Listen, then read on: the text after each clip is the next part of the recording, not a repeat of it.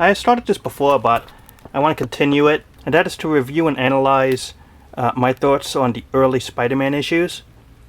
And I actually had a previous video a while ago that you can see in the description. It was Amazing Fantasy 15, reviewed and analyzed. These issues can be found in the Spider-Man Omnibus, Volume 1. They're also in the Marvel Masterworks and the Marvel Essentials, so there are cheaper versions out there. There are spoilers. I'm going to show a lot of art and a lot of commentary. So if you don't want to know the story, if this is something you want to pick up and read in the future, then it's going to be spoiled. And here are my thoughts on it. This is a review on the Amazing Spider-Man #1. It's cover dated 1 March over here. This is the very first issue of Spider-Man in his solo series. Previously he appeared in Amazing Fantasy 15.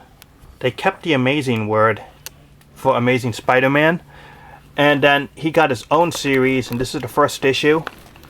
It has the Fantastic Four on the cover, as well as Spider-Man front and center. Jack Kirby did the pencil drawing here, probably because Stan Lee actually relied a lot on his covers, but Steve Ditko inked it, the cover. And it says 2 great feature-length Spider-Man thrillers, and extra added attraction, Spider-Man meets the Fantastic Four as the Chameleon strikes. The Chameleon being the first Spider-Man supervillain that he fought. Nice cover design. It gives you the logo of who the character is, front and center, right in the middle who the hero is. And probably my guess, the Fantastic Four is here because Stan wanted to cross over books that the Fantastic Four audience would check this book out of a new hero because the Fantastic Four are in it. Page 1, splash. You see J. Jonah Jameson. His first appearance is in this comic. Stan Lee, story, Steve Ditko, art and plotting. It says lettering John D.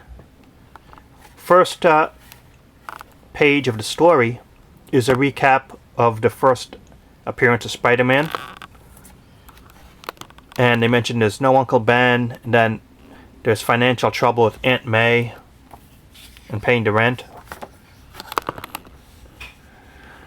You notice that Peter Parker here still has glasses. That would change by issue 8.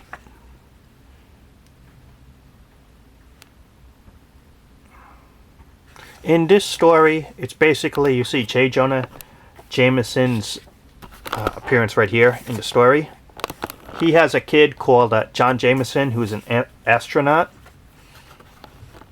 And basically, this is the story where Jonah starts his anti-Spider-Man crusade and hating this masked vigilante. There's trouble on a capsule. It's going haywire. John Jameson could die. And then Spider-Man springs into action to the rescue. While Spider-Man saves the day, Jonah thinks Spider-Man is just a villain still.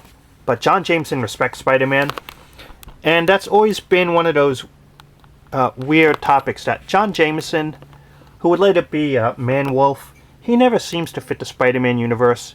You see him once in a while, but he never really is a mainstay. He never really feels part of the crew as a main character in the series. Even now in the modern day, you see him once in a while, but as a main character, you know, he's just one of those characters on the edge of the Spider-Man world that you never really explore or see the character in depth of who he is. It's funny though that he likes Spider-Man and Jonah doesn't. This tale wasn't too good in my opinion. There was no real villain, and just the story of Spider-Man just being shot up into the atmosphere to try to get a rescue mission. It's kind of odd. The Spider-Man creators were still finding their style.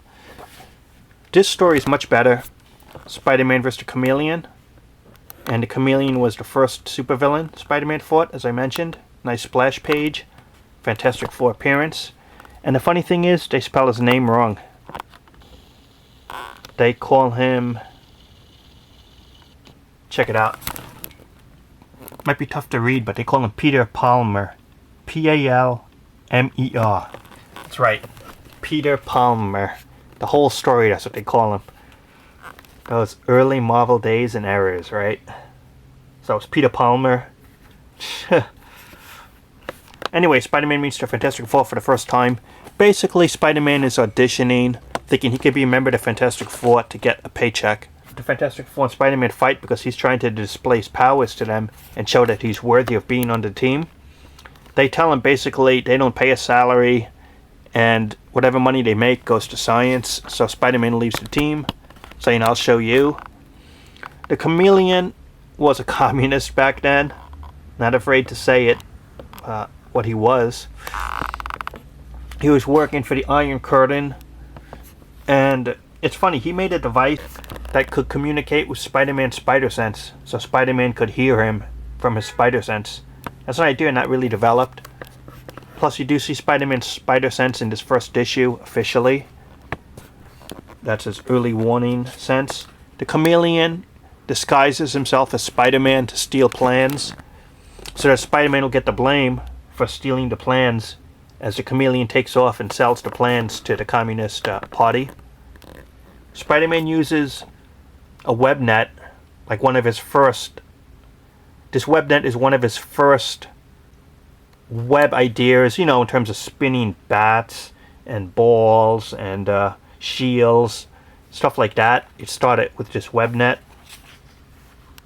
You can see Spider-Man's strength right here as he rips the helicopter door off and the Chameleon notices it. Check that out. And of course Spider-Man's going to capture the Chameleon.